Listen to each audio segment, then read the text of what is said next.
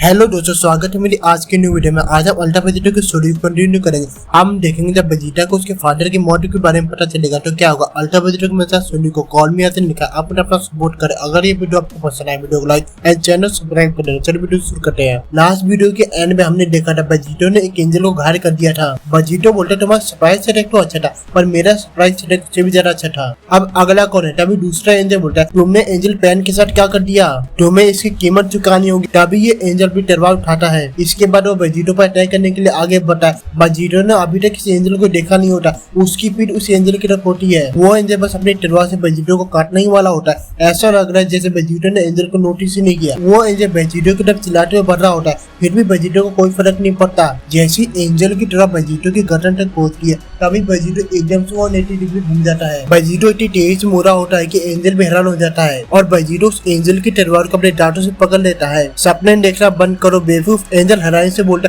क्या? सिर्फ इतना ही नहीं, वेजिटो इतनी तेज से मुड़ा होता है कि वो एंजल की तलवार को भी तोड़ देता है, वो भी अपने दांतों से। एक बार फिर से एंजल चौंक के बोलता है एक डिवाइन ब्लेड जिसे तोड़ दिया गया वो भी दांतों से। हम देखते वेजिटो हंस रहा होता है और तलवार के टुकड़ों को चबा भी रहा होता है। वेजिटो बोलता है ये तो काफी टेस्टी है, तुम भी बाकियों की तरह हो, तुम मेरे सामने कीड़े की तरह हो। वेजिटो इसमें बोर हो रहा होता है, तुम मेरा समय बर्बाद करो, बेहतर होगा मैं तुम सबसे एक साथ रहूं। तभी वेजिटो उन एंजल्स को छोड़ के ऊपर उठ जाता है। वेजिटो नीचे उन एंजल्स को देख के हंस रहा होता है। वेजिटो ऊपर जाकर रुक जाता है। तुम सब अपने वो टूथपिक फेंक सकते हो क्योंकि अब मैं दिखाने वाला हूँ एक असली तलवार कैसी होती है। चारों एंजल्स ऊपर वेजिटो को देख रहे होते हैं और एक साथ बोलते हैं तैयार हो जाओ भाइयों, कुछ बहुत ही बुरा होने वाला है। चारों शांति से वेजिटो को देख रहे होते हैं, वो देखना चाहते हैं आखिर वेजिटो क्या करने वाला है। तभी वेजिटो पागलों की तरह हंसने लगता है, मिलो मेरे छोटे भाई से, मैं इसे बुलाता हूँ तुम सबकी मौत। वेजिटो ने अपने हाथ में गॉड स्लेयर ब्लेड बना लिया होता है जिससे वेजिटो ने ना जाने कितने गॉड्स और डीमंस को खत्म किया है। वेजिटो अपने गॉड स्लेयर ब्लेड को लेकर नीचे वो एंजल्स की तरफ बढ़ने लगता है। तुम सभी यहीं पे बने वाले, तुम में से कोई भी नहीं बचने वाला। वेजिटो एंजल्स और गॉड से बहुत ही ज्यादा नफरत करता है। इन एंजल्स को देख के वेजिटो की वो नफरत बाहर आ जाती है। चारों एंजल्स हैरान हो जाते हैं। चारों वेजिटो का अटैक को झेलने के लिए तैयार हो जाते हैं। चारों एंजल्स एक साथ बोलते तैयार हो जाओ इस अटैक को झेलने के लिए। इससे पहले हम एंजल्स की मौत को देख पाते तभी हम दो डीमंस को देखते हैं जो जुड़वा भाई होते हैं, यानी डांटे और वर्जिल, जो डांटे को सहारा दे रहा होता है। गोकू से डांटे के हारने के बाद वर्जिल आया होता है जो डांटे को गड्ढे से बाहर ले आ रहा होता है, पर डांटे पूरी तरह से नहीं आ रहा होता। इसके बाद डांटे वर्जिल से दूर जाता है और खुद खड़ा होने लगता है। इसके बाद वर्जिल डांटे को सुनाते हुए बोलता है इसका क्या मतलब है? तुम्हारे आर्मर पे इतनी बुरी तरह से क्रैक्स कैसे आए? सच में तुम इमॉर्टल्स के खिलाफ स्ट्रगल कर रहे हो? डांटे को भी शर्मिंदगी महसूस हो रही होती है। मुझे इस तरह से देखो मत, ये लॉर्ड लूसिफर के प्रीवियस होस्ट है पर लगता है इनके पास लॉर्ड लूसिफर की महान ताकत अभी भी है। मैं 50% की ताकत में था जब मैं लड़ रहा था, मैं 70% ताकत का इस्तेमाल करना ही वाला था अटैक होने से पहले। ये बात तो हम दोनों ही जानते हैं। मैं अपने 100% ताकत का इस्तेमाल करूँ तो मैं अकेले ही सबको हरा सकता हूँ। दोनों रॉयल गार्ड्स तीनों गॉड किलर के सामने लैंड करते हैं। वर्जिल डांटे के बात पे हंस रहा है, ये बात तो सही है। तभी हम गोकू को देखते हैं, उसे बहुत ही ज्यादा गुस्सा आ रहा होता है। दूसरे रॉयल गार्ड को देखकर गोकू बोलता है नहीं, जैसे ही ये वाला खत्म होने वाला था तभी ये दूसरा रॉयल गार्ड बीच में आ गया। गोकू को इसलिए भी गुस्सा आ रहा होता है कि वो अभी तक गोड टाइम का बदला नहीं ले पाया। तभी गॉड की रिटर्न्स आगे बढ़ता है। पहले मैं तुम्हें लड़ने से नहीं रोक सकता था, लगता है ये लड़ाई मुझे तुम्हारे साथ ही लड़नी होगी, तुम इस बात को समझोगे। गोकू बोलते मैं इतनी देर से मल्टीवर्स में से लगातार अपने क्लोन्स को रिलीज कर रहा था इसकी बराबरी करने के लिए। मैं अपनी पूरी ताकत के साथ डांटे का तो मुकाबला कर सकता हूँ पर मुझे नहीं लगता मैं इससे ज्यादा कुछ कर पाऊंगा। वेजिटा तुम तैयार हो जाओ, तुम्हें भी अपने क्लोन्स को रिलीज करना शुरू कर देना चाहिए। वेजिटा गोकू को जवाब देते हुए बोलता मैं तुमसे हमेशा 5 कदम आगे हूँ गोकू। जब मुझे पता चला था ये शख्स कौन है तभी मैंने अपने क्लोन्स को रिलीज करना शुरू कर दिया था।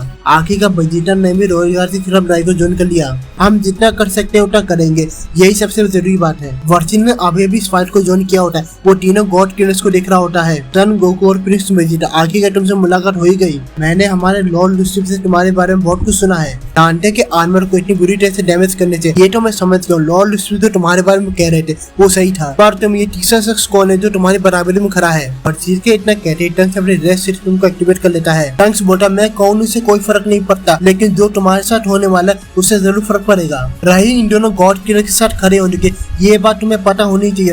मैं भी एक गॉड किलर हूँ। ऐसा बोलते ही टंक्स पावर अप करता है। उसके बाद स्पाइकी हो जाते हैं। टंक्स की छाती पर भी वही निशान होता है जो गोकू की छाती पर था। गोकू इस चीज को नोटिस कर लेता है, उसके चेहरे पे स्माइल होती है। तुम्हारे पास भी ये पावर थी, मुझे तुमसे यही उम्मीद थी। गोकू की बात सुनने के बावजूद भी टंक्स का चेहरा एक्सप्रेशनलेस होता है। वो बॉडी सीरियसली लूसिफर के दोनों रॉयल गार्ड्स को देख रहा होता है। अभी तुम्हें मेरे बारे में ज्यादा कुछ नहीं पता और मैं क्या कर सकता हूँ। याद रखना मैं वो फ्यूचर टंक्स नहीं हूँ जिसे तुम मिल चुके हो। मेरी टाइमलाइन में अकेले था, बिल्कुल तुम्हारे फादर की तरह, लेकिन तुम्हारी तो मैं वेजिटो का आधा हिस्सा नहीं हूँ। मेरी टाइमलाइन में मैं ही वेजिटो हूँ। तभी टंक्स अपने हाथ को टाइट कर लेता है और दो अटैक्स वर्जिल और डांडे की तरफ शूट करता है। वर्जिल इस अटैक को देख लेता है और बहुत ही आसानी से अटैक को डिफ्लेक्ट कर देता है, पर डांडी इस अटैक के चपेटे में आ जाता है। अटैक से वो पीछे को ढकेला जा रहा होता है। वो खुद को बचाने के लिए अपने दोनों हाथों के सामने ले आता है और उस अटैक से खुद को बचाने की कोशिश कर रहा होता है। डांडे को देखते ही टंक्स बोलता है, लगता है मुझे मेरा शिकार मिल गया, माफ करना कहूँ। तभी टंक्स बहुत ही तेजी से उठ के डांडे की तरफ जाने लगता है। टंक्स वर्जिल के बराबर से निकल जाता है, पर वर्जिल अपने छोटे भाई को बचाने के लिए टंक्स को नहीं रुकता। वो टंक्स को जाने देता है। टंक्स को डांडे की तरफ जाते हुए देखकर गोकू चिल्लाता है, रुको, वो मेरा शिकार है। गोकू ने टंक्स को मदद करने की परमिशन दिया है, पर वो टंक्स को डांडे को मारने नहीं देगा। इसलिए गोकू डांडे को मारने के लिए टंक्स के पीछे जाता है। गोकू भी वर्जिल के बराबर से निकल जाता है। इस बार भी वर्जिल कुछ नहीं करता। अब बस वेजिटा अकेला वर्जिल के सामने खड़ा होता है। रोएगा डांडे का बराबर, रोएगा वर्जिल अकेला वेजिटा का सामना करेगा। शायद दोनों भाइयों में से वर्जिल ज्यादा ताकतवर है। वेजिटा हल्का से घबरा रहा होता है। थैंक्स दुखरो, मुझे मेरे बेटे ने अकेले छोड़ दिया, कितनी बढ़िया बात है। डर के मारे वेजिटा का चेहरा नीला पड़ गया होता है। उसके पसीने छूटे और वर्जिल शांति से अपने दोनों हाथ को फोल्ड करके वेजिटा को देख रहा होता है। क्या हुआ प्रिंस, वेजिटा अकेला महसूस कर रहे हो? लगता है उन दोनों ने ऐसी ताकतों को पा लिया जो तुम्हारे पास नहीं है, फिर भी उन्हें तुम पर इतना भरोसा है, तुम मेरा अकेला सामना कर सकते हो। ठीक उसी तरह जिस तरह से लॉर्ड लूसी को तुम पर था। मैंने सुना था डाई के खिलाफ लड़ाई में वेजिटा के मुकाबले तुमने उनकी ताकतों बेटर ढंग से संभाला था। मुझे पता वो तुम मुझे कब दिखाने वाले हो। वेजिटा बोलता है, मुझे फर्क नहीं पड़ा लूसी मेरे बारे में क्या सोचता है, वो समय बीत चुका है। उन दोनों जोकर को तुम्हारी डिमोनिक ताकतों गुलाम बनना है तो बनने दो। मेरे लिए मेरा सेन प्राइड ही काफी है। मुझे मेरे लोगों की ताकत की जरूरत है, जैसे एक बार मेरे फादर ने मुझे बताया था। वेजिटा की बात सुनकर वर्जिल हंसता है। ऐसी कमजोरी बारे से तुम्हारे पिता ही सोच सकते हैं। अभी वर्जिल अपने हाथ को ऊपर उठाता है। क्यों ना इस बारे में फिर से तुम्हारे पिता से पूछ लिया जाए, क्या मुझसे लड़ने के लिए तो सेन प्राइड काफी है। वेजिटा हैरानी से ऊपर देख रहा होता है। तभी ऊपर एक पोर्टल बनने लगता है। जल्दी ही ये पोर्टल बहुत बड़ा हो जाता है, इतना बड़ा कि इसमें से एक शख्स बाहर आ जाए। तभी वर्जिल के चेहरे पे बहुत बड़ी स्माइल आ जाती है। स्वागत करो सभी के राजा का। तभी उस पोर्टल में से एक पैर बाहर निकलने लगता है। वेजिटा बोलता है, क्या? तभी एक बॉडी वेजिटा के सामने गिरती है, जिसमें जरा से भी हलचल नहीं होती। असल में इसमें जान ही नहीं होती। वेजिटा हैरानी से बोलता है, फादर।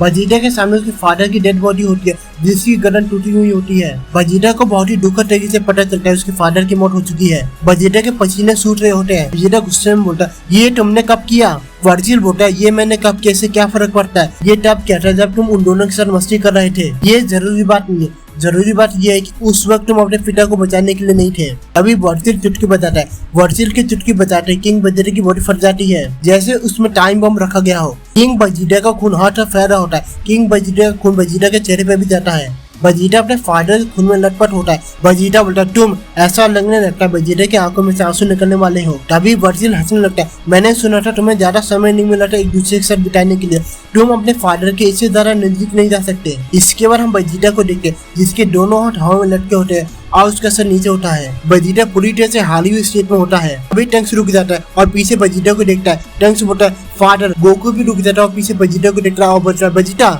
दोनों को वेजिटा के अंदर से बहुत ही ज्यादा ईवल प्रेजेंस महसूस हो रही होती है। तभी वेजिटा बोलता है, तो ठीक है, नर्क में चलने के लिए तैयार हो जाओ। वेजिटा इतने गुस्से में होता है कि वो एक बार फिर से डेमोनिक ट्रांसफॉर्मेशन ले लेता है। आखिरकार रेड डीमन वेजिटा की वापसी हो चुकी है। वेजिटा की ये ट्रांसफॉर्मेशन गोकू और टंक्स के ट्रांसफॉर्मेशन से भी कहीं ऊपर होती है। इस फॉर्म में वेजिटा के पास सिर्फ ब्लैक ग्रीन शेरिफ नहीं होती, बल्कि वेजिटा के माथे पर एक तीसरी आंख भी आ जाती है, बिल्कुल वेजिटा की तरह। डार्क प्रिंस वेजिटा की वापसी हो चुकी है। यहाँ से ये लड़ाई कैसे आगे जाएगी ये हम जानेंगे नेक्स्ट वीडियो में। मैं आपसे मिलूंगा नेक्स्ट वीडियो में।